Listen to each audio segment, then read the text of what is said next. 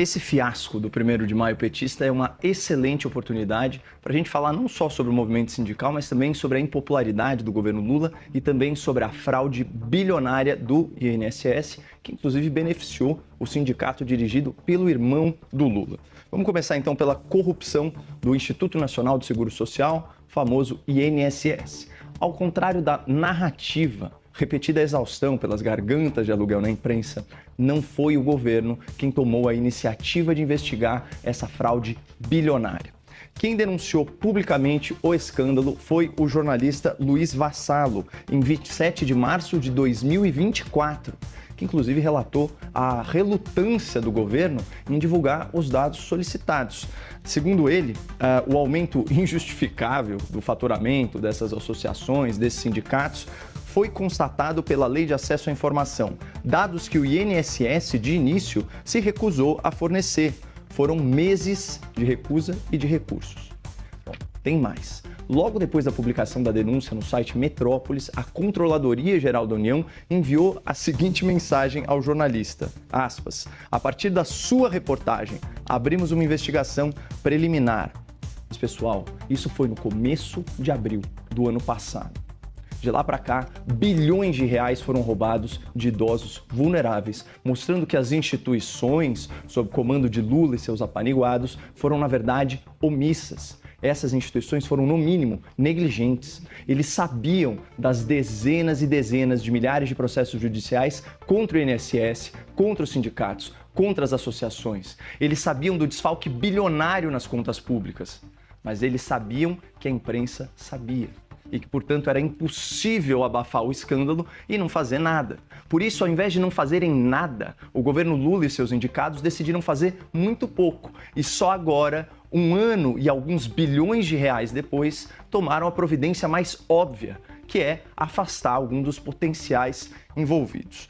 Mas, enfim, o ponto aqui é o seguinte, todo o mérito pela apuração, pela denúncia dessa fraude bilionária, pertence exclusivamente à imprensa.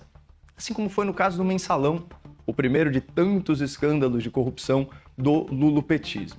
Agora, imaginem que decadente seria a participação presencial do Lula nesse 1º de maio.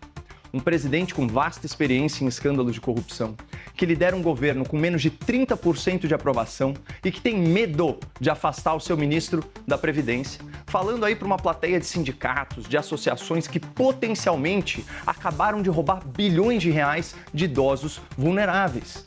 É óbvio que o Lula regou, porque o Lula é politicamente covarde. Ele terceiriza suas responsabilidades políticas, suas responsabilidades econômicas, suas responsabilidades penais, inclusive. Ano passado, quando o Lula e o PT e os sindicatos falaram aí para uma plateia vazia no Dia do Trabalho, essa foi a manchete do Estadão. Lula reclama de baixo público em ato do 1º de maio em São Paulo. Evento foi mal convocado. Mal convocado? Será que a militância não sabia que dia 1º de maio é dia de vestir vermelho e comer mortadela? Hein? Claro que sabia.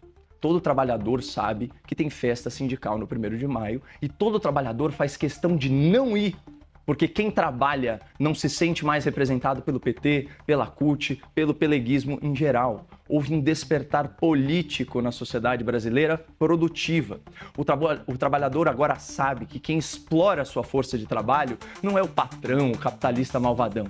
Quem explora o trabalhador brasileiro é o Estado, que, em média, fica com 40% da sua renda na forma de impostos e taxas. Ou seja, o trabalhador esclarecido sabe que ele trabalha até o dia 29 de maio só para pagar um governo atolado em corrupção, em privilégio e em esbanjamento.